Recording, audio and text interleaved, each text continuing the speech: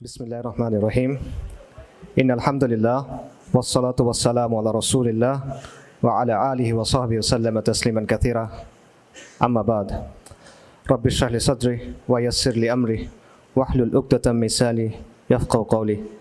আসসালামু আলাইকুম ওয়া রাহমাতুল্লাহি ওয়া বারাকাতুহু। আলহামদুলিল্লাহ, আমরা সবাই আজকে এখানে এই মজলিসে উপস্থিত হতে পারছি, এজন্য মহান আল্লাহর শুকরিয়া আদায় করি। আপনারা সবাই কষ্ট করে আসছেন, এই জন্য আপনার সবাইকে ধন্যবাদ। আশা করি আপনারা সবাই ভালো আছেন। আজকে থেকে প্রায় 100 বছর আগে একটা সংগঠন তৈরি হয়। এই সংগঠনটা শুরু হয় একটা ভলান্টিয়ার সোশিও পলিটিক্যাল অর্গানাইজেশন হিসেবে। এটা মানে কি? ভলান্টিয়ার মানে হলো এটা সদস্যরা ছিল স্বেচ্ছাসেবক, আর সোশিও পলিটিক্যাল মানে ছিল যে এদের কাজের মূল ফোকাস ছিল সমাজ। তাদের ইমিডিয়েট কাজ ছিল সমাজ নিয়ে, বাট লং টার্মে মানে দীর্ঘমেয়াদে তাদের কিছু রাজনৈতিক উদ্দেশ্য ছিল, এবং এই রাজনৈতিক উদ্দেশ্য বা লক্ষ্যগুলো তারা গ্রহণ করছিল তাদের ধর্মীয় পরিচয়ের জায়গা থেকে।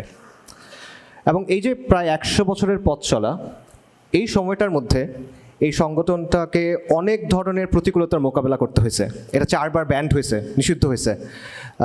বিভিন্ন ধরনের এদের যে নেতারা ছিল তাদেরকে জেলে যেতে হয়েছে, নানা ধরনের অন্তর্দ্বন্দ্ব হয়েছে, ক্রাইসিস হয়েছে, কিন্তু এখনও পর্যন্ত সেই সংগঠনটা টিকে আছে।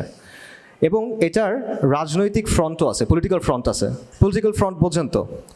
এটা মানে হলো সংগঠনটা নিজে গতানুগতিক রাজনীতি করে না, কিন্তু সে রাজনীতি করার জন্য আলাদা একটা প্ল্যাটফর্ম বানায়। ওই প্ল্যাটফর্মটা গিয়ে রাজনীতি করে, এবং ওই প্ল্যাটফর্মের যে পলিসি, যে এজেন্ডা, এগুলো ঠিক করে দেয় ওই মাদার সংগঠনটা। তো এই পলিটিক্যাল ফ্রন্ট প্রথমবার তৈরি হয়েছিল 1950-এর দশকে। নির্বাচনে তারা সিট পাইছিল 3টা। 80-র দশকে তারা আরও একটা পলিটিক্যাল ফ্রন্ট বানাইছিল, নির্বাচনে সিট পাইছিল 2টা। খুব একটা সফল বলা যায় না, কিন্তু বর্তমানে তারা তাদের দেশে ক্ষমতায় আছে। এবং বর্তমানে এই সংগঠনের সদস্য সংখ্যা হলো প্রায় 60 লক্ষ। এটা শাখা হলো প্রায় 57,000, এবং এটার সাথে অ্যাফিলিয়েটেড সংগঠন, এটা ছাত্র ফ্রন্ট, কালচারাল ফ্রন্ট, নানা ধরনের ফ্রন্ট 50টার বেশি। এবং গত 2 টার্ম ধরে এটা ক্ষমতায় আছে। এই সংগঠনের নাম কি কেউ বলতে পারবেন? RSS, রাষ্ট্রীয় স্বয়ংসেবক সংঘ, রাষ্ট্রীয় স্বেচ্ছাসেবক সংঘ। RSS-এর সৃষ্টি হয়েছে 1925 সালের সেপ্টেম্বরে। কেশব বলিরাম হেদগেওয়ার নামে এক ভদ্রলোক ছিল, পেশায় ডাক্তার। সে RSS শুরু করে। কংগ্রেসের একটা ভারতীয় কংগ্রেস পার্টি, সেটার একজন নেতা ছিল বাল গঙ্গাধর তিলক। তাকে মনে করা হয়তো কংগ্রেসের সবচেয়ে র্যাডিক্যাল যে উইং, সেটার নেতা। এবং ব্রিটিশ বিরোধী যে আন্দোলন ছিল সেখানে সে গুরুত্বপূর্ণ ভূমিকা রাখছিল। স্বদেশী আন্দোলন, সেখানে সে গুরুত্বপূর্ণ ভূমিকা রাখছিল। এবং ব্রিটিশরা তাকে বলতো the father of Indian unrest, মানে ইন্ডিয়াতে অশান্তির জনক হলো বাল গঙ্গাধর তিলক। তিলকের ঘনিষ্ঠ শিষ্য বা প্রটোজে ছিল বালকৃষ্ণ শিবরাম মুঞ্জে এই নামের আরেক ভদ্রলোক, সেও ডাক্তার। তার শিষ্য ছিল কেশব বলিরাম হেদগেওয়ার, RSS-এর প্রতিষ্ঠাতা। হেদগেওয়ার যখন মেডিকেল স্টুডেন্ট, তখন তার গুরু তাকে বলছে তুমি কলকাতা যাও। কলকাতা গিয়ে সে একটা গোপন সংগঠনে যোগ দিয়েছিল। এই সময় পশ্চিমবঙ্গ, এখন যেটাকে আমরা পশ্চিমবঙ্গ বলি, ওই পশ্চিমবঙ্গে এই সময় বেশ কিছু গোপন সংগঠন ছিল। আন্ডারগ্রাউন্ড আর্মড সশস্ত্র সংগঠন, বিপ্লবী সংগঠন বা টেররিস্ট অর্গানাইজেশন, একই কথা। একজন বিপ্লবী সংগঠন বলবে, আরেকজন টেররিস্ট অর্গানাইজেশন বলবে। এটার নাম, এর মধ্যে সবচেয়ে প্রমিনেন্ট, সবচেয়ে প্রধান সংগঠন ছিল অনুশীলন সমিতি। হেডগেওয়ার এইটাতে যোগ দিয়েছিল। আপনারা ক্ষুদিরামের নাম শুনছেন, প্রফুল্ল চাকির নাম শুনছেন, তার অনুশীলন সমিতির সদস্য। এই সময় পশ্চিমবঙ্গে আরও কিছু আর্ম গ্রুপ ছিল, এর মধ্যে আরেকটা হলো যুগান্তর। আপনারা সূর্য সেনের নাম শুনছেন, প্রীতিলতা ওয়াদ্দেদারের নাম শুনছেন, এরাও ছিল যুগান্তরের সদস্য। তো যাই হোক, কেশব বলিরাম হেডগেওয়ার গিয়ে এই অনুশীলন সমিতিতে যোগ দিল, এবং সেখান থেকে সে বেশ কিছু জিনিসপত্র শিখলো, কীভাবে একটা সংগঠন চালাইতে হয়, কীভাবে ম্যানেজ করতে হয়, কীভাবে গোপন সংগঠন তৈরি করতে হয়, এটসেট্রা এটসেট্রা। এরপর সে বের হয়ে গেল, এবং পরে গিয়ে সে 1925 সালে RSS তৈরি করলো। তো RSS তৈরি করার পর 1950 সালে এটার প্রথম পলিটিক্যাল ফ্রন্ট তৈরি হয়, ভারতীয় জনসংঘ। এবং এটা তৈরিতে RSS-কে হেল্প করে একজন ভদ্রলোক, তার নাম হলো শ্যামাপ্রসাদ মুখার্জি, বাঙালি ভদ্রলোক, ভারতের প্রথম শিল্পমন্ত্রী। হিন্দু মহাসভা নামে একটা দল ছিল, সেটার প্রধান ছিল, ঠিক আছে। তো তার সাথে মিলে জনসংঘ তৈরি হয় এবং এরপর নির্বাচনে তারা 3টা সিট পায়। তো হিন্দুত্ববাদী যে রাজনীতি, এটার সাথে বাঙালিয়ানার বা বাঙালি হিন্দুদের একটা বেশ ভালো সম্পর্ক আছে। দেখেন কেশব হেডগেওয়ার প্রথমে গেছে কলকাতায়, অনুশীলন সমিতিতে যোগ দিয়েছে। তারপর আরএসএসের প্রথম পলিটিক্যাল ফ্রন্ট তৈরি হয়েছে শ্যামাপ্রসাদ মুখার্জিকে নিয়ে, বিখ্যাত বাঙালি রাজনীতিবিদ, বাঙালি হিন্দু রাজনীতিবিদ। হিন্দুত্ববাদী রাজনীতির পেছনে বঙ্কিমচন্দ্রের বড় একটা প্রভাব আছে, আইডিওলজিক্যাল। পাশাপাশি হিন্দুত্ব বা হিন্দুত্ব যে টার্ম, এটার সাথেও বাঙালি হিন্দুর একটা সম্পর্ক আছে। হিন্দুত্ব আইডিওলজির সবচেয়ে গুরুত্বপূর্ণ তাত্ত্বিক মনে করা হয় বিনায়ক দামোদর সাভারকারকে। ডেফিনেটলি সেই এটার মূল তাত্ত্বিক, কিন্তু তার আগেও কিছু মানুষ এই বিষয়গুলো নিয়ে আলোচনা করছিল, এবং এদের মধ্যে একজন ছিল চন্দ্রনাথ বসু। সাভারকারের 30 বছর আগে সে একটা বই লিখছিল, যেটার নাম ছিল হিন্দুত্ব, হিন্দুর প্রকৃত ইতিহাস। হিন্দুদের সমাজ কেমন হবে এবং হিন্দুদের পলিটিক্যাল অ্যাসপিরেশন কেমন হবে সেটা নিয়ে সে লিখছিল। যাই হোক, ভারতীয় জনসংঘ তৈরি হইল 1950-এর দশকে। প্রথম নির্বাচনে সিট পাইল কত? 3টা বললাম। আচ্ছা, খুব একটা সফল না। 1980 সালে আরএসএস আরেকটা পলিটিক্যাল ফ্রন্ট তৈরি করলো, এটার নাম আপনারা জানার কথা, বিজেপি, ভারতীয় জনতা পার্টি। বিজেপি প্রথম নির্বাচন করে 1984 সালে। নির্বাচনে কয়টা সিট পায়? 2টা সিট পায়। খুব একটা সফল না। কিন্তু এর মাত্র 12 বছরের মাথায় 1996 সালে বিজেপি পার্লামেন্টে 161টা সিট পায় এবং পার্লামেন্টের সবচেয়ে বড় পার্টি হিসেবে হাজির হয়। রাজনীতিতে 12 বছর খুব বড় সময় না, খুব অল্প সময় এটা। তো 12 বছরের মধ্যে এত বড় পরিবর্তন কীভাবে আসলো? একটা ইস্যুকে ইউজ করে বিজেপি এই সফলতাটা পাইছিল, জাস্ট একটা ইস্যু। ইস্যুটা কি কেউ বলতে পারবেন? জানার কথা আপনাদের, আমি বললে সবাই চিনবেন। বাবরি মসজিদ, রাইট, বাবরি মসজিদ। রাম জন্মভূমি আন্দোলন বলে ওরা। 1980-র দশকে বিশ্ব হিন্দু পরিষদ নামে একটা দল ছিল, তারা একটা মুভমেন্ট শুরু করলো। তারা বলল, অযোধ্যাতে যেখানে বাবরি মসজিদ আছে, এখানে আগে রাম মন্দির ছিল, তাদের ভগবান রামের জন্ম ওই জায়গায়, বা এই ধরনের একটা কথা বললো, এবং বললো যে এখানে রাম মন্দির বানাতে হবে, মন্দির ওহি বানায়েঙ্গে, মন্দির ওইখানেই বানাইতে হবে, ওইটা ভেঙেই বানাইতে হবে। এবং বিজেপি এই জিনিসটাকে গ্রহণ করলো এবং এটা নিয়ে তারা মুভ করলো। 1990 সালে বিজেপির তৎকালীন যে নেতা ছিল LK আদভানি, সে পুরো ভারত জুড়ে রথযাত্রা শুরু করলো, গণসংযোগ করলো বেসিক্যালি, এবং মানে সাধারণ হিন্দু সমাজের মধ্যে একটা মানে কি বললো, হাইপ তুললো যে ওখানে এটা বানাতে হবে। এবং এটার ধারাবাহিকতায় 1992 সালের 6 ডিসেম্বর গিয়ে বাবরি মসজিদকে শহীদ করে দেওয়া হলো।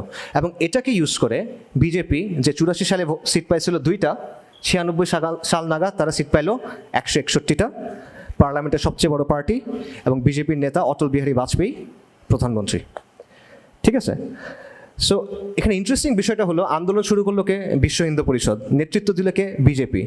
কিন্তু বিশ্ব হিন্দু পরিষদ এবং বিজেপি দুটার পেছনে আসলে কে? আরএসএস। ওই যে আমি বললাম যে আরএসএসের সাথে 50টার বেশি অ্যাফিলিয়েটেড অর্গানাইজেশন আছে, তার মধ্যে একটা হলো বিশ্ব হিন্দু পরিষদ। সো এখানে মূল প্ল্যানিং, মূল কাজকর্ম এটা হলো আরএসএসের। আচ্ছা, তো এই হিন্দুত্ব, এটার ফলে আরও যেটা হলো যে, এক তো হলো যে এটার মাধ্যমে বিজেপি ক্ষমতায় চলে গেল। দ্বিতীয় যে বিষয়টা হলো সেটা হলো যে হিন্দুত্ববাদী যে আন্দোলন, সেটার নেতৃত্ব চলে গেল আরএসএসের কাছে। হিন্দুত্ববাদী আন্দোলনের মধ্যে কিন্তু আরএসএস একমাত্র প্লেয়ার না, এখানে আরও কিছু প্লেয়ার আছে। ফর এক্সাম্পল, একটা দলের কথা অলরেডি আসছে, হিন্দু মহাসভা। বিনায়ক দামোদর সাভারকার, যে হিন্দুত্ববাদের মূল তাত্ত্বিক, সে ছিল হিন্দু মহাসভার নেতা। আপনারা যোগী আদিত্যনাথের নাম শুনছেন, উত্তরপ্রদেশের মুখ্যমন্ত্রী, সে কিন্তু হিন্দু মহাসভার লোক। তার গুরু দিগ্বিজয়নাথ, তার গুরু অবৈদ্যনাথ, এরা সবাই হিন্দু মহাসভার লোক। মোহনদাস গান্ধীকে হত্যা করছিল নাথুরাম গডসে, হিন্দু মহাসভার লোক। আপনারা এর নাম শুনছেন, ইয়াতি নরসিংহানন্দ লানাতুল্লাহি আলাইহিম, শাতিমে রসুল, সেও কিন্তু আরএসএসের লোক না। এরা আরও বেশি র্যাডিক্যাল, এরা আরএসএসকে মডারেট মনে করে। এরা মনে করে যে আরএসএস যথেষ্ট করতেছে না। তো যাই হোক, এছাড়া আরও দল আছে, শিবসেনা একটা দল আছে, এরা সবাই হিন্দুত্ববাদী রাজনীতি করে, এবং এরা সবাই they are much more radical than RSS, they are much more radical than BJP. But এই র্যাডিক্যালদের প্রেজেন্সটা অ্যাকচুয়ালি ওদেরকে হেল্প করে, মডারেটদের, তথাকথিত মডারেটদের এটা আসলে হেল্প করে। কারণ মডারেটরা অনেক কিছু নিয়ে কথা বলতে পারে না, মুভ করতে পারে না, র্যাডিক্যালরা ওটা নিয়ে কথা বলতে পারে, তখন মডারেটরা ওটা পিক করতে পারে। এবং আরএসএসের ট্র্যাক রেকর্ড বেশ ভালো, ইমপ্রেসিভ আমি বলবো। দেখেন বিজেপি যে 10 বছর ধরে ক্ষমতায় আছে, এখানে তারা বেশ ইম্পর্টেন্ট কিছু কাজ করছে। একটা হলো কাশ্মীরের স্পেশাল স্ট্যাটাস ছিল, জম্মু এবং কাশ্মীরের স্পেশাল স্ট্যাটাস ছিল অনুচ্ছেদ 370। সংবিধানের আন্ডারে স্পেশাল কিছু মর্যাদা জম্মু এবং কাশ্মীর প্রদেশকে দেওয়া হয়েছিল। এটার মাধ্যমে তারা ইন্ডিয়ান ফেডারেশনে যুক্ত হয়েছিল। বিজেপি এটা বাতিল করে দিয়েছে 2019 সালে। এটা 1951 সাল থেকে আরএসএসের একটা গোল ছিল, প্রায় 70 বছর সময় নিছে, কিন্তু তারা এটা বাস্তবায়ন করছে। আরেকটা হলো সিএএ, সিটিজেনশিপ অ্যামেন্ডমেন্ট অ্যাক্ট। এটা আপনারা জানেন যে এটাও 2019 সালে পাশ করা হয়েছে, এবং বিশেষ করে আসামে আপনাদের কাছে লক্ষ লক্ষ মুসলিমকে বেসিক্যালি সেকেন্ড ক্লাস সিটিজেনে পরিণত করা হয়েছে, তাদের নাগরিকত্ব অস্বীকার করা হয়েছে, অনেককে ডিটেনশন সেন্টারে রাখা হয়েছে। এবং এটাও হিন্দুত্ববাদী রাজনীতির একটা খুব গুরুত্বপূর্ণ এজেন্ডা। কেন? কারণ সাভারকারের বক্তব্য ছিল যে ভারতে যদি মুসলিমদের থাকতে হয় তাহলে তাদের হিন্দু হয়ে যেতে হবে, কালচারালি হিন্দু হয়ে যেতে হবে, আকিদাগতভাবে যাই থাকুক। আর যদি তারা এটা না করে তাহলে তাদের এখানে থাকতে হবে সেকেন্ড ক্লাস সিটিজেন হিসেবে। তো এই যে সিএএ হইল, সিটিজেন অ্যামেন্ডমেন্টশিপ অ্যাক্ট, এটার মাধ্যমে বেসিক্যালি অ্যাটলিস্ট আসামে মুসলিমরা সেকেন্ড ক্লাস সিটিজেনে অলরেডি পরিণত হয়ে গেছে। এবং জেনোসাইড ওয়াচের যে প্রতিষ্ঠাতা ডক্টর গ্রেগরি স্ট্যান্টন, উনি বলতেছেন যে আসামে জেনোসাইডের একটা পায়তারা চলতেছে, প্রসেস চলতেছে। পাশাপাশি রাম মন্দির নির্মাণ, এটা আপনারা জানেন যে এই বছরের 22শে জানুয়ারি রাম মন্দির কিন্তু উদ্বোধন করা হয়েছে। আচ্ছা, আপনারা ভাবতেছেন যে আমি আরএসএস নিয়ে এত কথাবার্তা কেন বলতেছি। আমাদের অনুষ্ঠান হলো মুসলিমবঙ্গ স্বপ্ন, সম্ভাবনা এবং বাস্তবতা। আর আমার টপিক হলো মুসলিমবঙ্গ অস্তিত্ব, সংকট এবং সামাজিক শক্তি, রাইট? সেখানে আরএসএস কোত্থেকে আসলো? কানেকশনটা কি? একটা কানেকশন আছে। আচ্ছা, আমাকে বলেন, এই যে প্রায় 100 বছরের পুরনো একটা সংগঠন, যাদের সদস্য 60 লাখ, যাদের সাথে অ্যাফিলিয়েটেড প্রতিষ্ঠান 50টার বেশি, যারা 2 টার্ম ধরে ক্ষমতায়, যাদের 57,000-এর বেশি শাখা, এদের আলটিমেট গোল কি? অখণ্ড ভারত। অখণ্ড ভারত কি? অখণ্ড ভারত মানে হলো আফগানিস্তান থেকে শুরু করে বার্মা পর্যন্ত একটা পলিটিক্যাল এন্টিটি হবে, রাইট? একটা পলিটিক্যাল এন্টিটি হবে, এবং এটা একটা হিন্দু রাষ্ট্রের অধীনে থাকবে। এটা হলো অখণ্ড ভারত। এবং এটা একটা বেসিক্যালি এক্সপ্যানশনিস্ট পলিটিক্যাল প্রজেক্ট, একটা সম্প্রসারণবাদী রাজনৈতিক প্রকল্প। এই বিশাল এরিয়া তারা নিজেদের নিয়ন্ত্রণে আনতে চায়। আরএসএসের একজন মুখপাত্র ছিল রাম মাধব, এখনও আছে। 2015 বা 16 সালে আল জাজিরাতে তার একটা সাক্ষাৎকার ছিল, আপনারা অনেকে হয়তো দেখছেন, মেহেদি হাসানের সাথে। সেখানে সে বলতেছে যে আরএসএস এখনও বিশ্বাস করে যে এই জায়গাগুলো, বাংলাদেশ, পাকিস্তান, এই টাইপের জায়গাগুলো, যেগুলো এই অল্প কিছুদিন আগে আলাদা হয়ে গেছে, 60 বছর আগে, এরা আবার একসাথে হয়ে অখণ্ড ভারত প্রতিষ্ঠিত হবে। ওপেনলি বলছে। কিভাবে হবে? 2 জার্মানি ভাগ হয়ে গেছিল, তারা এক হয়েছে না? এক হয়েছে তো। 2 ভিয়েতনাম আলাদা হয়ে গেছিল, তারা এক হয়েছে। ইউরোপিয়ান ইউনিয়নের মতো ফেডারেশন তৈরি হয়েছে। এরকম কোনোভাবে হবে? সমস্যা কই? আসামের মুখ্যমন্ত্রী হেমন্ত শর্মা, সে 2022 সালে বলছে যে রাহুল গান্ধীকে বলতেছিল যে ভারত পাকিস্তান বাংলাদেশ এক করে অখণ্ড ভারত বানাও না কেন তোমরা, এটা বলতেছিল। তারপর আরএসএসের যে প্রধান মোহন ভাগাবত, তার একটা বক্তব্য আছে গত বছরের। সে বলতেছে যে এখন যারা তরুণ, এরা বুড়ো হওয়ার আগে অখণ্ড ভারত প্রতিষ্ঠা হয়ে যাবে। 2022 সালের বক্তব্য আছে, সে বলতেছে আমাদের গাড়ি ছেড়ে দিছি আমরা, গাড়ি চলতেছে, এই গাড়িতে কোনো ব্রেক নাই, খালি এক্সেলারেটর আছে, এই গাড়ি থামবে না, যে থামাতে চেষ্টা করবে সে ধ্বংস হয়ে যাবে। এই স্পিডে যদি চলি 20 থেকে 25 বছরের মধ্যে অখণ্ড ভারত প্রতিষ্ঠা হয়ে যাবে। আর যদি একটু বেশি জোরে চালাবো আমরা, তাহলে 10 থেকে 15 বছর। এটা আরএসএসের প্রধানের কথা, ঠিক আছে? এখন আরএসএস প্র্যাগম্যাটিক, তারা পেশেন্ট, সবরের সাথে কাজ করে, বাস্তববাদী। প্রমাণ তো আমরা দেখলাম, আমি আপনাদের কিছু প্রমাণ বললাম। এবং দেখেন, এই যে 23 সালে ভারতের একটা নতুন সংসদ ভবন উদ্বোধন হয়েছে নিউ দিল্লিতে। সেখানে একটা মিউরাল, মানে একটা বড় স্থাপত্যকর্ম তারা রাখছে, এখানে একটা ম্যাপ আছে। ওই ম্যাপটা কিন্তু ইন্ডিয়ার বর্তমান ম্যাপ না, ওটা অখণ্ড ভারতের ম্যাপ। অর্থাৎ দে মিন বিজনেস, তারা সরাসরি বলে যে তারা এটা চায়, এবং তারা এখানে কোনো রাগঢাক করে না। এখন আসেন আমার আলোচনার সাথে এটার কানেকশন কি সেটা বলি। আচ্ছা, আরএসএস এবং হিন্দুত্ববাদী যে মুভমেন্ট, সেটা অখণ্ড ভারত প্রতিষ্ঠা করতে চায়। Does that concern us or not? এটা নিয়ে থেকে আমরা চিন্তা করা উচিত নাকি না? তাদের অখণ্ড ভারতের মধ্যে কি আমরা পড়ছি কিনা? পড়ছি, যারাই এখানে পড়ছে তাদের সবার এটা নিয়ে চিন্তা করা উচিত। আফগানিস্তান ছাড়া, আফগানিস্তানের মনে হয় এটা নিয়ে চিন্তা করার দরকার নাই। যারা সোভিয়েত ইউনিয়ন, হুবাল, আমেরিকাকে যারা হারাইছে তাদের টাইম নাই ইন্ডিয়া নিয়ে চিন্তা করার, বাট বাকি আমাদের চিন্তা করার দরকার আছে। আচ্ছা, বিশেষ করে আমাদের জন্য, কারণ আমাদের 3 দিকে ভারত আর আমাদের একদিকে সমুদ্র, রাইট? সো এটা আমাদের জন্য কনসার্ন না শুধু, এটা আমাদের জন্য একটা থ্রেট, এটা আমাদের জন্য একটা এক্সিস্টেন্সিয়াল ক্রাইসিস। এক্সিস্টেন্সিয়াল ক্রাইসিস মানে কি? অস্তিত্বের জন্য হুমকি। মনে করেন একটা জাহাজ সমুদ্রের মধ্যে ঝড়ের মধ্যে পড়ছে, হারাই গেছে, ক্যাপ্টেন মারা গেছে, কম্পাস নাই, এটা হলো ক্রাইসিস। আর জাহাজ মনে করেন ফুটা হয়ে গেছে, পানি ওঠা শুরু করছে, এটা হলো এক্সিস্টেন্সিয়াল ক্রাইসিস। কারণ এখন তার কিছু করতে হবে, কিছু না করলে সে আলটিমেটলি ধ্বংস হয়ে যাবে। সো আমি মনে করি, এবং আমার মনে হয় যে কোনো সুবিবেচক মানুষ মনে করবে যে এই ব্যাপারটা আমাদের জন্য একটা ক্রাইসিস, ঠিক আছে? এই যে প্রজেক্টটা, এই স্বপ্নটা, এটা একটা এক্সিস্টেন্সিয়াল ক্রাইসিস, এটা একটা এক্সিস্টেন্সিয়াল থ্রেট। অনেকে বলতে পারেন যে আরে ধুর, এগুলো কোনো সমস্যা না, এগুলো জাস্ট রেটরিক, এগুলো কিছু উগ্র সাধু বলে, পলিটিশিয়ানরা এগুলো ইউজ করে, বাট আলটিমেটলি এটা কোনো বড় ইস্যু হবে না। আর বর্তমান পৃথিবীতে আসলে এরকম কোনো কিছু হয়ও না। আর এই বিজেপি টিজেপি এটা পরের নির্বাচনে জিতবেও না, এগুলো নিয়ে এত চিন্তা করার কিছু নেই, এগুলো অ্যালার্মিজম। ঠিক আছে, আমি মানলাম, হ্যাঁ এটা হইতে পারে, এটা একটা সম্ভাবনা, বাট এটা কি একমাত্র সম্ভাবনা কিনা? এটা একমাত্র সম্ভাবনা না, এখানে অন্য সম্ভাবনা আছে। আর এখানে আমি কয়েকটা বিষয়ে পয়েন্ট আউট করব। 1 নাম্বার, এই যে আমি কিছু এক্সাম্পল দিলাম, রাম মন্দির, জম্মু এবং কাশ্মীরের স্পেশাল স্ট্যাটাস এবং সিটিজেনশিপ অ্যামেন্ডমেন্ট অ্যাক্ট, এরকম বেশ কিছু এক্সাম্পল আছে। এগুলো কিন্তু দশকের পর দশক ধরে তারা বাস্তবায়ন করছে। এগুলো আমরা একসময় রেটরিক মনে করছিলাম। 92 সালে বাংলাদেশে কিন্তু লং মার্চ হয়েছিল, যারা বয়স আছে তারা জানবেন। আমরা কি তখন মনে করছিলাম এগুলো হয়ে যাবে? আমার মনে হয় না মনে করছে। জম্মু ও কাশ্মীরের মানুষ হয়তো মনে করে নাই, আসামের লোকজন হয়তো মনে করে নাই, কিন্তু তারা কিন্তু তাদের কাজ করে গেছে। সো আপনি তাদের কাজটা সিরিয়াস মনে করতে না পারেন, আপনি মনে করতে পারেন এটা ডিলিউশন, সমস্যা নেই, এটা ডিলিউশন হইতে পারে, আসলে ডিলিউশন হইতে পারে, হয়তো এটা কোনোদিনও হবে না। কিন্তু পয়েন্টটা হলো এটা একটা বিপজ্জনক ডিলিউশন, এবং এটা সে বিশ্বাস করে, আপনি বিশ্বাস না করেন, সে তো বিশ্বাস করে। এখন সে যদি কিছু করে ফেলে আপনি কী করবেন? এটা আপনার চিন্তা করতে হবে। এটা একটা পয়েন্ট। আরেকটা পয়েন্ট হলো, বাংলাদেশকে কন্ট্রোল করা এটা শুধুমাত্র বিজেপির এজেন্ডা না, বা এটা শুধুমাত্র আরএসএসের এজেন্ডা না, এটা একটা সর্বভারতীয় এজেন্ডা। ঠিক আছে, ভারতের যত পলিটিক্যাল পার্টি আছে, যত পলিটিক্যাল শক্তি আছে, তারা সবাই এভাবেই বাংলাদেশকে দেখে। ঠিক আছে, আলটিমেটলি কংগ্রেসও কিন্তু এক্সপ্যানশনিস্ট পলিটিক্যাল প্রজেক্টে বিশ্বাস করে। আপনারা নেহেরু ডক্ট্রিনের কথা শুনছেন, সেম কথা মোরলেস। সিকিমের কথা শুনছেন আপনারা, নেপালের রাজ পরিবারকে হত্যা করা হয়েছিল, এটা আপনারা শুনছিলেন। তামিল টাইগারকে কারা হেল্প করছিল, পিলখানার কথা আপনারা দেখছেন, রাইট? সেগুলো কাদের টাইমে হয়েছে? এগুলো একটাও বিজেপির টাইমে হয় নাই, কিন্তু কংগ্রেসের টাইমে হয়েছে বেশিরভাগই। সবচেয়ে বড় এক্সাম্পল দেখেন, হাসিনার ব্যাপারে বিজেপির অবস্থান, কংগ্রেসের অবস্থান, আম আদমি পার্টির অবস্থান, পার্থক্য কি? কোনো পার্থক্য নাই।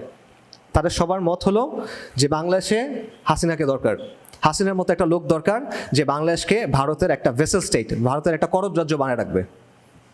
ঠিক আছে, এবং এটা মনে করার কারণ আছে, এটা মনে করার অ্যাকচুয়াল খুব ভালো লজিক আছে। ঢাকা বিশ্ববিদ্যালয়ের ইন্টারন্যাশনাল রিলেশনশিপের প্রফেসর ডক্টর শহীদুজ্জামান, আমি ওনার একটা বক্তব্য দেখতেছিলাম, উনি বলতেছিল যে উনি নাকি একটা টক শোতে দেখছেন জয়শঙ্কর সাহেব, ভারতের পররাষ্ট্রমন্ত্রী, উনি বলতেছেন the very creation of Bangladesh is a threat to the north east provinces. মানে বাংলাদেশের অস্তিত্বটায় ভারতের নর্থ ইস্ট যে প্রভিন্সেস, 7 সিস্টার্স, এটার জন্য একটা থ্রেট। জয়শঙ্কর বলতেছেন, আমি শিওর না উনি বলছেন কিনা, ডক্টর শহীদুজ্জামান বলছেন উনি বলছেন। বাকি উনি বলুক বা না বলুক, এটাই বাংলাদেশের ব্যাপারে ভারতীয় যে ন্যাশনাল সিকিউরিটি এস্টাবলিশমেন্ট তাদের অবস্থান, এবং এটা একটা লজিক্যাল অবস্থান আমি মনে করি। কেন লজিক্যাল অবস্থান? আপনি একটা ম্যাপ নেন বাংলাদেশের বা সাবকন্টিনেন্টের একটা ম্যাপ নেন, এরপরে যে লালমনিরহাট ঠাকুরগাঁও ওই জায়গাটা দেখেন, দেখবেন একদিকে বাংলাদেশ, নেপাল, মাঝখানে ছোট্ট একটা জায়গা আছে, ছোট্ট একটা করিডোর, এটাকে শিলিগুড়ি করিডোর বলে, এটাকে চিকেন স্নেক বলে অনেকে। এটা হলো ভারতের সাথে 7 সিস্টার্সের একমাত্র যোগাযোগের জায়গা। এই জায়গাটা নিয়ে বসে আছেন আপনি, এবং তার চেয়ে বড় সমস্যা হলো যে ওই 7 সিস্টার্সের মধ্যে বিহার, আসাম, উড়িষ্যা, ত্রিপুরা, এগুলো একসময় কিসের অংশ ছিল? এগুলো একসময় বাংলার অংশ ছিল। তো জটিল সমস্যা। তো স্ট্র্যাটেজিকভাবে আমি যদি একজন ইন্ডিয়ান হইতাম, এটা আমার জন্য একটা বড় হেডেক হইতো, আমি এটা নিয়ে অনেক চিন্তা করতাম। একটা বড় সমস্যা, আসলে যৌক্তিক সমস্যা, আমি তাকে দোষ দিচ্ছি না। আসলে তার জায়গা থেকে সে চিন্তা করবে, আমার জায়গা থেকে আমি চিন্তা করব, রাইট? সো এই জন্যই তারা সবসময় ভারতে যারাই পলিটিক্যাল পার্টি থাকুক তারা সবসময় মনে করবে যে এখানে ভারতের হাসিনার মতো একটা সরকার দরকার, একটা দালাল সরকার দরকার যে ভারতকে সব কিছু করতে দিবে, এখানে করিডোর দিবে, এখানে মিলিটারি প্রেজেন্স রাখতে দিবে, এটসেট্রা এটসেট্রা। এটা তারা চাইবে। লং রানে এটাই ভারতের একমাত্র এন্ড গেম। উপমহাদেশে সে একটা রিজনাল পাওয়ার হতে চায়, সে একটা গ্লোবাল পাওয়ার হতে চায়। তার পেটের ভিতরে সে এরকম একটা প্রবলেম নিয়ে টিকে থাকতে পারবে? এটা হয় না। একদিক থেকে দেখলে আমরা অনেক দুর্বল পজিশনে আছি, আমাদের 3 দিকে ভারত, একদিকে সমুদ্র। কিন্তু অন্য দিক থেকে যদি আপনি দেখেন, ভারতের জন্য বাংলাদেশ একটা বড় প্রবলেম, রাইট? সো আলটিমেটলি আপনি লজিক্যালি যদি চিন্তা করেন তার জায়গা থেকে এটার একটা প্রপার সলিউশনের দিকে তার যাইতে হবে। বর্তমানে যে ডিজাইনের মধ্যে উপমহাদেশটা আছে এটা সাস্টেইনেবল না। তার জায়গা থেকে তার কন্টিনিউসলি চেষ্টা করতে হবে এইখানে পেটের ভিতরে 20 কোটি মুসলমান নিয়ে, প্রায় 20 কোটি মুসলমান নিয়ে, এটা তো মানে সাস্টেইনেবল না তার জন্য, রাইট? সো এটা একটা বড় সমস্যা। তো আমি মনে করি যে এটা একটা অস্তিত্বের সংকট আমাদের জন্য। এটা হিন্দুত্ববাদ বাদ দেন, RSS বাদ দেন, স্টিল এটা একটা অস্তিত্বের সংকট আমাদের জন্য। কারণ ভারত বারবার চেষ্টা করবে হাসিনার মতো কাউকে না কাউকে নিয়ে আসার। আওয়ামী জাহিলিয়াত আসছে কীভাবে? ভারতকে ছাড়া এটা পসিবল হইতো কি না? এটা পসিবল হইতো না, এটা ইম্পসিবল। সো এখন প্রশ্ন হলো, এই অস্তিত্ব সংকট যদি আমাদের থাকে সেটা আমরা ডিল করবো কিভাবে? এটা মোকাবেলা করার স্ট্র্যাটেজি কী হবে? আচ্ছা, সো আমরা বলতেছিলাম যে আমাদের আলোচনা হলো মুসলিমবঙ্গ নিয়ে। তো মুসলিমবঙ্গের বিভিন্ন অর্থ হয়, এটা একটা পলিটিক্যাল অর্থ আপনি করতে পারেন, বাট আমি এটা একটা আরও সিম্পল অর্থ করি। আমি মনে করি মুসলিমবঙ্গ মানে হলো এই বাংলার মাটি, বাংলার মুসলিম, আমাদের ইমান, আমাদের মূল্যবোধ, আমাদের সমাজ, আমাদের সংস্কৃতি, আমাদের সন্তান, এগুলো নিয়ে হলো মুসলিমবঙ্গ। এবং এই মুসলিমবঙ্গের জন্য ভারতের এক্সপ্যানশনিস্ট প্রজেক্ট বলেন, তারা ন্যাশনাল সিকিউরিটি প্রজেক্ট বলেন, অথবা হিন্দুত্ববাদ বলেন, এটা একটা অস্তিত্বের সংকট। এটা একটা আমাদের জন্য একটা এক্সিস্টেন্সিয়াল ক্রাইসিস, লং টার্মে, এই মুহূর্তে না, বাট একটা লং টার্মে এক্সিস্টেন্সিয়াল ক্রাইসিস। এবং এরকম আরও অনেকগুলো ক্রাইসিস আমাদের সামনে আছে, আমাদের দেশের ভিতরেই আছে। পার্বত্য চট্টগ্রামের কথা চিন্তা করেন, আমরা দেখতেছি সেখানে এখন সেসেশনিস্ট মুভমেন্ট আছে, বিচ্ছিন্নতাবাদী মুভমেন্ট আছে, রাইট? কুকিচিন আপনার নাম শুনছেন, এটা কিন্তু একদম ওপেনলি বলছে তারা আলাদা কী চায়, রাষ্ট্র চায়। এখন একটু কথাবার্তা চেঞ্জ করছে, বাট ওপেন বক্তব্য আছে তাদের যে তারা এখানে আলাদা রাষ্ট্র চায়। আচ্ছা, এবং দেখেন মিয়ানমারে একটা সিভিল ওয়ার চলতেছে, সেখান থেকে তারা অপারেট করতেছে, সেখান থেকে তারা ট্রেনিং করতেছে, এরকম জিনিসপত্র হচ্ছে। এর চেয়েও কনসার্নিং ব্যাপার হলো ইন্ডিয়ার মধ্যেও এরকম দল আছে যারা অপারেট করতেছে, এবং এটা এথনিক্যালি সেম বা এথনিক্যালি কাছাকাছি। সো একাধিক দেশের ভিতরে এরকম মুভমেন্ট চলতেছে, তাদের গোল সিমিলার। পাশাপাশি আপনারা আরেকটা তথ্য অ্যাড করেন যে আলেম ওলামারা অনেক বছর ধরে বলে আসতেছেন যে বাংলাদেশের পার্বত্য চট্টগ্রামে একটা খ্রিস্টান সংখ্যাগরিষ্ঠ রাষ্ট্র তৈরি করার পরিকল্পনা চলতেছে, পূর্ব তিমুরের মতো। এটা আপনারা শুনছেন না? অনেক বছর ধরে ওলামায়ে কেরাম বলে আসতেছেন। মিলান ব্যাপারগুলো, এগুলো ক্রাইসিস কিনা? পার্বত্য চট্টগ্রামে আরও অনেক আর্ম দল আছে, তারা একসময় স্টেটের বিরুদ্ধে যুদ্ধ করছে, দীর্ঘদিন স্টেটের বিরুদ্ধে যুদ্ধ করছে, এখন হয়তো বা চুক্তির মধ্যে আছে, বাট স্টিল ওখানে পিরিয়ডিক্যালি কিন্তু কি হয়, আনরেস্ট হয়। কিছুদিন আগেও স্লাইট আনরেস্ট হয়েছে। এখন আপনি বলেন যে 20 থেকে 30 বছর পর এই জায়গাটা, এই যে পার্বত্য চট্টগ্রাম যে এলাকাটা, এটার চেহারাটা আসলে কীরকম হবে আমরা জানি না কিন্তু আসলে, ঠিক আছে? একটা সম্ভাবনা হলো যে হ্যাঁ তেমন কিছু হবে না, অল্প স্বল্প ঝামেলা হবে এখন যেরকম আছে, বাট আলটিমেটলি তেমন বড় কোনো কিছু হবে না। ওকে, হতে পারে, কিন্তু অন্য সিনারিও আছে কিনা? অন্য সিনারি আছে, আমার কাছে মনে হয় অন্য সিনারি আছে, এবং আমার কাছে মনে হয় এটাও একটা এক্সিস্টেন্সিয়াল ক্রাইসিস বাংলাদেশের জন্য। আরেকটা ক্রাইসিস বলি, এটা হলো সেকুলারিজমের ক্রাইসিস, আমাদের সমাজের অবক্ষয়, আমাদের সমাজের নৈতিক ক্রাইসিস। এটা নাম বলে শেষ করা যাবে না। মাদকদ্রব্যের কথা বলেন, সমাজের মূল্যবোধের অবক্ষয়ের কথা বলেন, পরিবারের ভাঙনের কথা বলেন, এলজিবিটির কথা বলেন, একটার পর একটা, ঠিক আছে? আমাদের মরাল যে কোরটা, নৈতিক যে জায়গাটা, এটা ফাঁপা হয়ে গেছে। জাস্ট পিটায় একটা মানুষ মেরে ফেলা হচ্ছে, আমরা দেখতেছি। মারার আগে আপনি তাকে খেতে দিচ্ছেন আবার তামাশা করে। এটা একটা মরাল ক্রাইসিস। আপনি জাস্ট ছাত্রলীগের দোষ দিয়ে এটাকে থেকে আপনি বের হইতে পারবেন। আপনি দেখেন টুপি মাথা নিয়ে দুর্নীতি করতেছে, তারপর বলছে যে কোটি কোটি টাকা কামায়, সেটা আল্লাহর রাস্তায় খরচ করে দিচ্ছে, নাউজুবিল্লাহ। আপনি দেখেন লিপস্টিক লাগায় বয়ান করতেছে, আপনি দেখেন ড্রপ হুজুর, সে তাকে মেসেজ ড্রপ করে সে মানে কথাবার্তা বলতেছে। এগুলো কি আসলে ওয়াজের মধ্যে কথাবার্তা হচ্ছে? এগুলো দেখেন মানে ফেসবুকে যেসব জিনিসপত্র, ছোট ছোট বিষয় যেগুলো নিয়ে মানুষ মজা করে, পোলাপাইন মজা করে, সেগুলো নিয়ে কথাবার্তা হচ্ছে, নাচানাচি হচ্ছে। একটা ক্যাপিটালিস্ট লজিক অনুযায়ী আমাদের সবাই না ওলামায়ে কেরাম অবশ্যই ভালো কাজ করছেন, বাট একটা বড় অংশ একটা ক্যাপিটালিস্ট লজিক থেকে কথাবার্তা বলতেছে। লাইক শেয়ার কোনটা, ট্রেন্ডিং কোনটা, এই বিষয়গুলো নিয়ে কথা বলতেছে। এটা একটা মরাল ক্রাইসিস। মানে যার কাজ হলো ধর্মের কথা বলা, আল্লাহর কথা বলা, যেটা নৈতিকতার সর্বোচ্চ জায়গা, সে like share comment message drop এইসব নিয়ে আসে। বড় সমস্যা।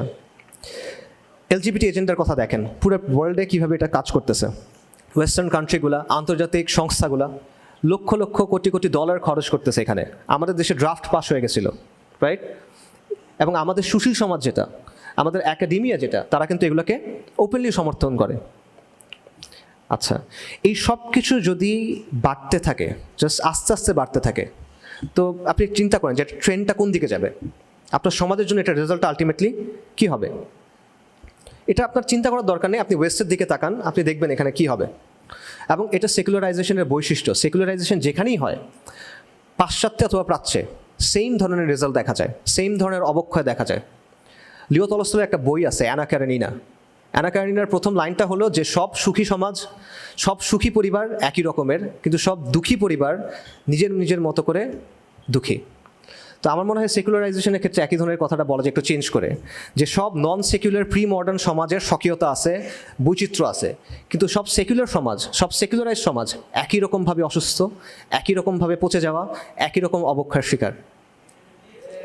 তো এই যে অবক্ষয়ের রাস্তায় যে আমরা হাঁটতেছি, এটার ফলাফলটা আলটিমেটলি কই? এবং এই সেকুলারাইজেশন কিন্তু কন্টিনিউয়াসলি ধর্মের যে বলয় এটা ছোট করে নিয়ে আসবে। সেকুলারাইজেশনের বা সেকুলার রাষ্ট্রের মূল বৈশিষ্ট্য এটা, সে ধর্মের যে বলয় এটাকে ক্রমাগত ছোট করে নিয়ে আসতে থাকবে। একসময় এটা ছোট হতে হতে একটা বিন্দুর মতো হয়ে যাবে। এটার প্রমাণ হলো ওয়েস্ট। আবার দেখেন, ওয়েস্টের দিকে দেখেন, ওয়েস্টে বিশাল বিশাল চার্চ আছে, ইন্ট্রিকেট ডিজাইন, চমৎকার আর্কিটেকচার, চমৎকার চমৎকার সিনাগগ আছে, কিন্তু র্যাবাইরা, চার্চ ফাদাররা এলজিবিটি, মানে ধর্মের খোলস আছে, ধর্ম নাই। ঠিক আছে? সো এই জিনিসটা আপনার এখানেও হবে যদি এই অবস্থা চলতে থাকে, এবং এটা আপনার জন্য সমস্যা। কেন এটা আপনার জন্য সমস্যা? এটা আপনি এমন না যে এটা সমাজের সমস্যা, আপনি এখান থেকে বেঁচে যাবেন, না। একটা পুকুরের কথা চিন্তা করেন, যেই পুকুরে প্রতিদিন নিয়ম করে 5 গ্যালন বিষ ঢালা হয়। এখন এটা যদি ঢালতে থাকা হয় তাহলে কি হবে? একসময় পুকুরের প্রত্যেকটা ইঞ্চি, প্রতিটা ফোঁটা পানি বিষাক্ত হয়ে যাবে। এই পুকুরটা হলো আপনার সমাজ, আর আপনি হলেন এই পুকুরে থাকা মাছ। এখন আপনি পুকুরে যে জায়গায় থাকেন, একটা কোণার মধ্যে গিয়ে থাকেন, একটা গর্তের মধ্যে গিয়ে থাকেন, সুনার অর লেটার এই বিষ আপনাকে এসে টাচ করবে, আপনার সন্তানকে এসে টাচ করবে। সো এটা ক্রাইসিস কিনা? আমি মনে করি এটা ক্রাইসিস। এই ক্রাইসিস আপনি ডিল করবেন কেমনে? আমি 3টা ক্রাইসিসের কথা বললাম। একটা হলো হিন্দুত্ববাদী প্রজেক্ট, অখণ্ড ভারতের প্রজেক্ট, অথবা ভারতের এক্সপ্যানশনিস্ট প্রজেক্ট, যেভাবে ইচ্ছা দেখেন, সমস্যা নাই। আরেকটা হলো আমরা দেশের ভেতরের সিসেশনিস্ট মুভমেন্ট বা বিচ্ছিন্নতাবাদী মুভমেন্টগুলো। আরেকটা হলো সেকুলারিজমের প্রভাব, যেটা ক্রমাগত আমাদেরকে অবক্ষয়ের দিকে নিয়ে যাবে এবং ধর্মের পরিধিকে ছোট করে আনবে। সংকট এখানে আসলে শেষ না। আমি অ্যাটলিস্ট আরও 3টা মেজর সংকটের কথা বলতে পারি, বাট বলতেছি না, আমি জাস্ট আরেকটা বলতেছি। সেটা হলো আওয়ামী লীগ। মনে করেন 75 সালে তো 15ই আগস্টের পর আওয়ামী লীগ তো ক্ষমতায় নাই। ক্ষমতায় আসলো কখন? 21 বছর পর, 1996 সালে। আচ্ছা, এরপর 2008 সালে আওয়ামী লীগ আবার ক্ষমতায় আসলো। খালি আসলো না, মানে চরম পাওয়ার নিয়ে আসলো, এবং আমাদের একটা আওয়ামী জাহেলিয়া 2.0 উপহার দিল। এটা কীভাবে সম্ভব হইল? তারা তো পাওয়ারে নাই, 2 ডেকেড পাওয়ারে নাই। তারপরে খালি পাওয়ারে আসলো এমন না, প্রচণ্ড শক্তিশালীভাবে তার বয়ানকে প্রতিষ্ঠা করলো, আমাদের মানে চেতনা নিচে চাপা দিল আমাদেরকে। এটা কেমনে হইল? এটা হলো আওয়ামী লীগ ক্ষমতা ছিল না, কিন্তু তার বয়ানটা ছিল, তার হেজেমনিটা ছিল, তার যে সাংস্কৃতিক বয়ান, তার যে আত্মপরিচয়ের বয়ান, তার যে বাঙালি জাতীয়তা বয়ান, এই সবগুলো, যেই বিষয়গুলো আওয়ামী লীগের রাজনীতিকে হেল্প করে, ওই বিষয়গুলো ছিল। এই কারণে আওয়ামী লীগ না থাকলেও ঘাতক দালাল নির্মূল কমিটি কিন্তু ছিল, এবং এরকম আরও অনেকে ছিল। ঠিক আছে? এবং এটা এখনও আছে। এই কালচারাল হেজেমনি আপনি নষ্ট করতে পারেন নাই, এটা এখনও, এবং এটা যতদিন থাকবে এটা বারবার আওয়ামী লীগকে ফিরে ফিরে আনবে। আওয়ামী লীগ নাম না নিয়ে আসতে পারে, অন্য নামে আসতে পারে, হাসিনা নাম না হয়ে আসতে পারে, অন্য নামে আসতে পারে, কিন্তু এটা বারবার ফিরে ফিরে আনবে ওই পলিটিক্সটাকে। কেন? কারণ তাদের আর কোনো পলিটিক্যাল এজেন্সি নাই। দুইটার মধ্যে সম্পর্কটা হলো সিম্বায়োটিক সম্পর্ক, একটা একটার উপর নির্ভরশীল। আওয়ামী লীগ আসলে ওটা আসবে, ওটা থাকলে আওয়ামী লীগ ফেরত আসবে, অন্য নামে আসতে পারে, আবারও বলতেছি। এবং আমরা কিন্তু সেম ভুলটা করতেছি। আমরা কিন্তু এই হেজেমনিটা নষ্ট করি নাই। জুলাই আন্দোলনের সময় এটা নষ্ট হয়ে গেছিল, যখন বলছিল যে তুমি কে আমি কে, রাজাকার রাজাকার, পা চাটলে সঙ্গী না চাটলে জঙ্গি, রাইট? এই কথাগুলো যখন বলা হয়েছিল তখন আপনি ন্যারেটিভটা আসলে রিজেক্ট করতেছিল। বাট এখন দেখেন ওই ন্যারেটিভ কিন্তু আবার ওই কারণ বাজারে গিয়ে উঠছে। ঠিক আছে না? যারা আমি হেজেমনির মূল ইন্টেলেকচুয়াল স্তম্ভটম্ব যারা আছে, তাদেরকে অ্যাপিস করার জন্য এই পুরো জিনিসটা তাদের হাতে এখন আবার উঠা দেওয়া হচ্ছে। সো এইভাবে যদি চলতে থাকে তাহলে আলটিমেটলি এন্ড গেমটা কি? এতগুলো ক্রাইসিসের একটা বিষয় ক্লিয়ার করি, আমি কিন্তু বলতেছি না যে 5 থেকে 7 বছরের পর বিশাল একটা ক্রাইসিস হবে। আমি বলতেছি না যে 5 থেকে 7 বছর পর ইন্ডিয়া ফর এক্সাম্পল বাংলাদেশ আক্রমণ করবে, আমি এটা মনে করি না, লাইকলি মনে করি না। আমি আপনাদের আরও বড় টাইম লাইনের কথা চিন্তা করতে বলতেছি, অ্যাটলিস্ট 20 বছর, 30 বছর, 50 বছরের কথা চিন্তা করেন, তারপর কি হবে সেটা চিন্তা করেন। ঠিক আছে, আমাদের একটা টেন্ডেন্সি আছে যে আমরা অ্যাপোক্যালিপটিক কথাবার্তা শুনতে পছন্দ করি। শরিয়ার জায়গা থেকে ধরেন আমি যদি বলি, শরিয়ার জায়গা থেকে আমাদের দায়িত্ব এটা ফরদ, এটা ওয়াজিব, এগুলো আমাদের কাছে তেমন একটা ভালো লাগে না। কিন্তু আপনি যদি বলেন আল মাহদি, আদ দাজ্জাল, আল মালহামা, তখন আমাদের অনেক জোশ হয়, রাইট?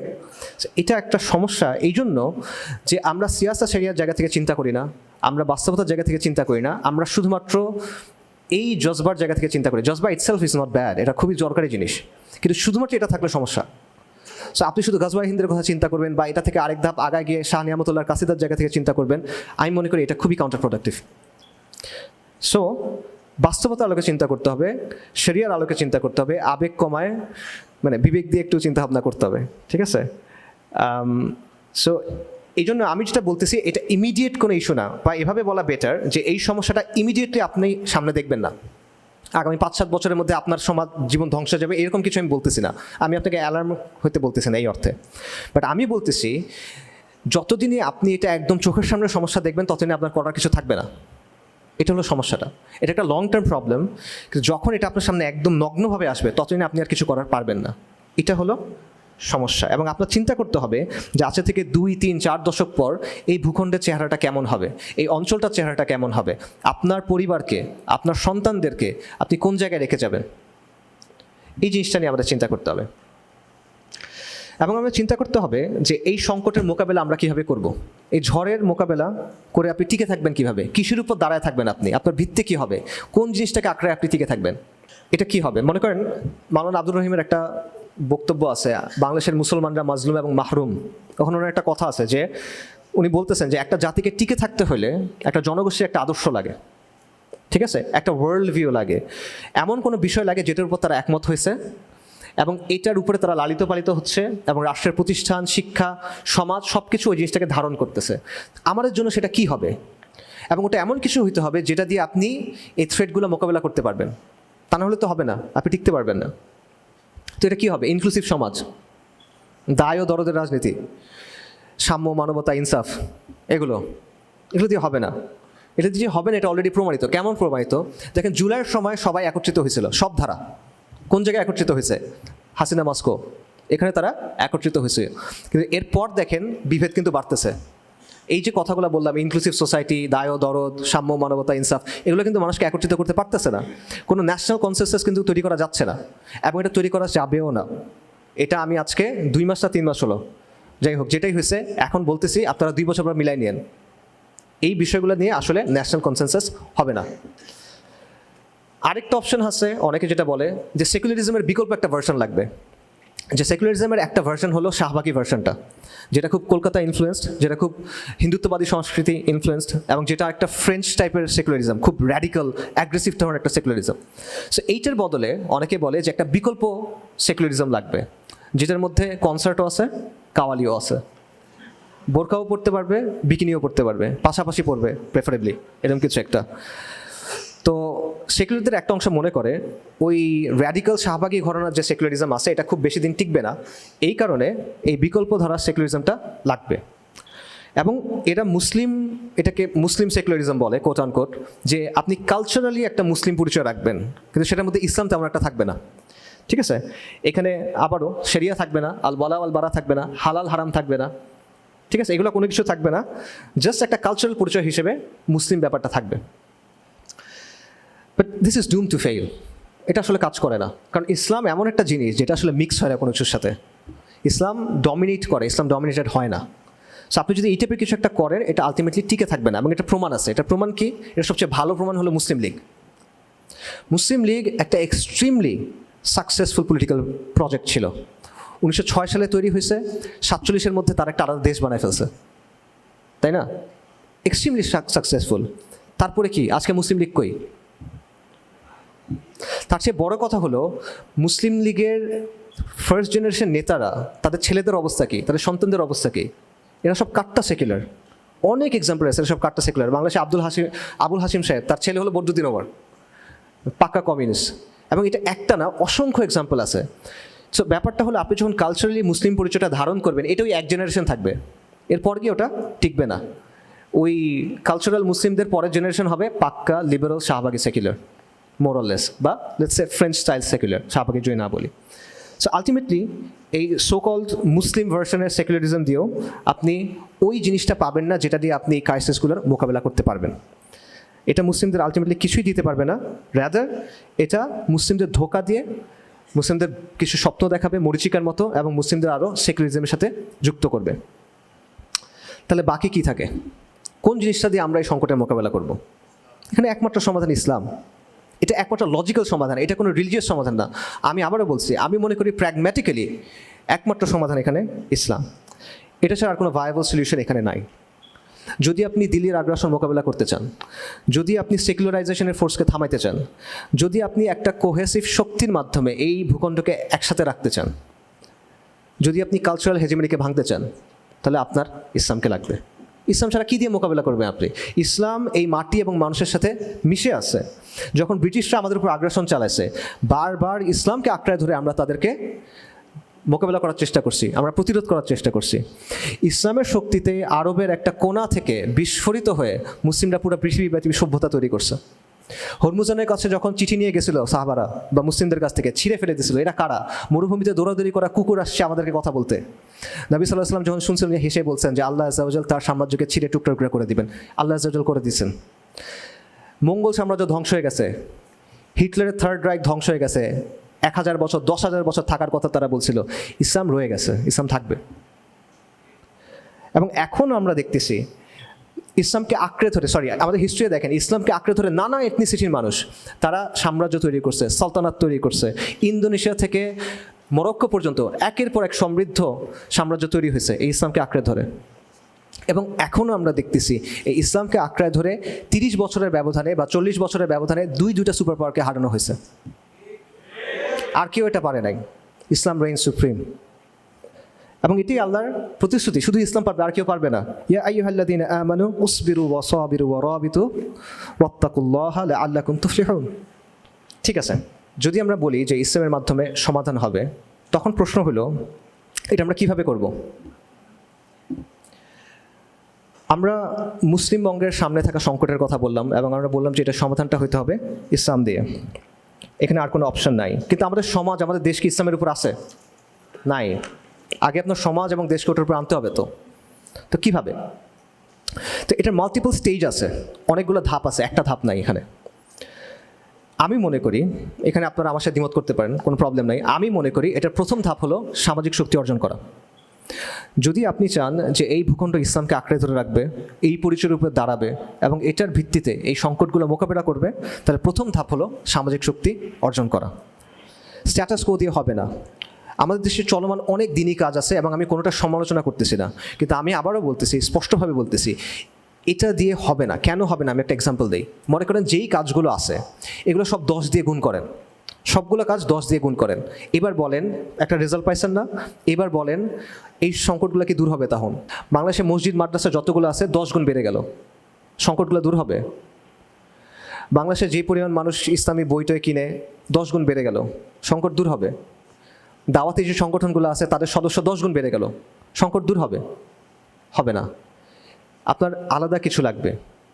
ঠিক আছে, দেখেন বিভিন্ন দিনই মেহনত চলতেছে, এবং শরীয়তের সাথে সামঞ্জস্যপূর্ণ সব মেহনতকে আমরা ভালোবাসি, সাপোর্ট করি, নো ডাউট। সেটা ইসলামের শিক্ষা হোক, দাওয়াত ও তাবলীগ হোক, ইসলাহের কাজ হোক, তাজকিয়াতুন নাফসের কাজ হোক, শরিয়া সম্মত সব কাজকে আমরা মোহাব্বত করি, আমরা সাপোর্ট করি। এই কাজগুলো চলতে হবে, এই কাজগুলো আরও বাড়তে হবে, এই কাজগুলো আমাদের সবার হেল্প করতে হবে, এটা নিয়ে কোনো ডাউট নাই। কিন্তু এই সংকটগুলো মোকাবেলার জন্য এবং সামাজিক শক্তি তৈরি করার জন্য আপনার আলাদা কিছু কাজ লাগবে, জাস্ট এগুলো দিয়ে হবে না। এটা হলো আমার কথা। এবং বাংলাদেশের যে কোনো ইসলামী প্রজেক্ট, যে কোনো কাজকে আপনি যদি প্রপারলি আগায় নিতে চান, আপনার সামাজিক শক্তি লাগবে, এটা ছাড়া হবে না। এবং আমি মনে করি যত কাজ আছে সামাজিক শক্তি অর্জনের কাজটা এটার সম্পূরক, এটার প্রতিদ্বন্দ্বী না। ঠিক আছে, এটা প্রতিদ্বন্দ্বী না, এটা সম্পূরক একটা কাজ। এবং এখানে স্পেসিফাই করি সামাজিক শক্তি মানে কি, কারণ এই জিনিসটা আমাদের কনফিউশন কাজ করে।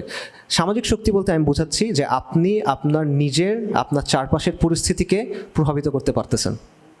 একদম সহজভাবে যদি বলি, আপনি পরিস্থিতিকে নিয়ন্ত্রণ করতে পারতেছেন, আপনি চাপ প্রয়োগ করতে পারতেছেন, আপনি দাবি আদায় করতে পারতেছেন, আপনি অন্য গোষ্ঠীর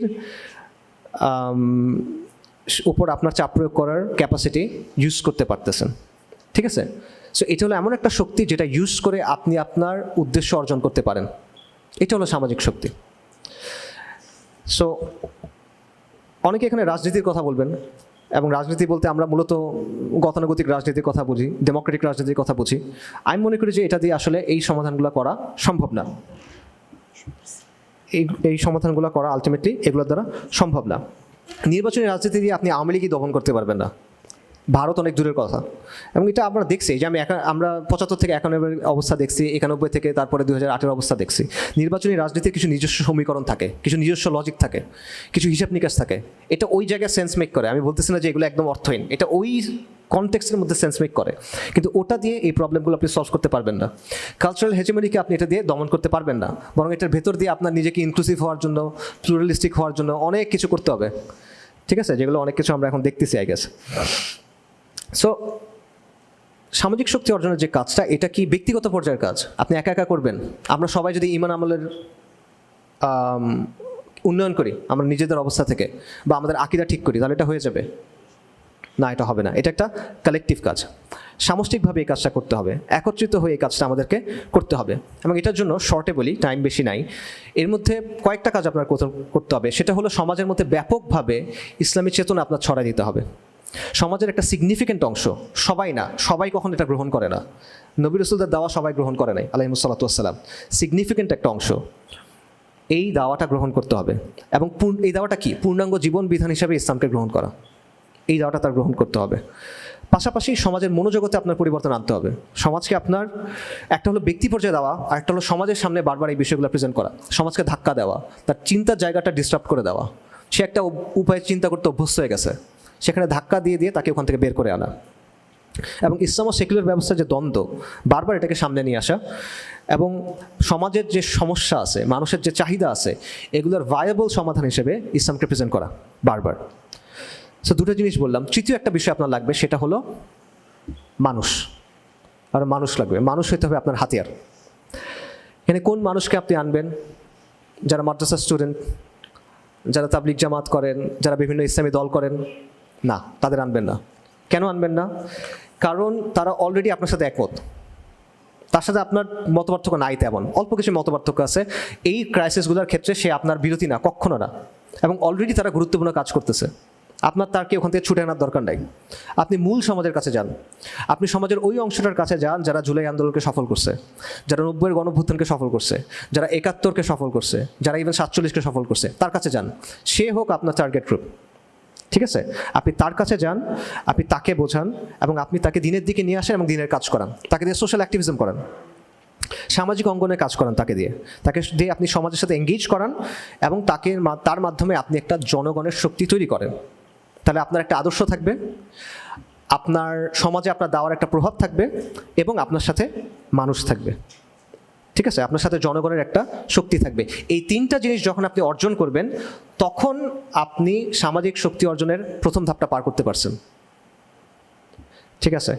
তখন আপনি একটা স্বতন্ত্র শক্তি হিসেবে হাজির হইতে পারবেন। তখন আপনার দাবি দেওয়া বাস্তবায়ন করার, দাবি দেওয়া আদায় করার একটা ক্ষমতা থাকবে। তখন আপনি একটা বিকল্প সোশিও পলিটিক্যাল ব্লক হিসেবে হাজির হইতে পারবেন, ঠিক আছে?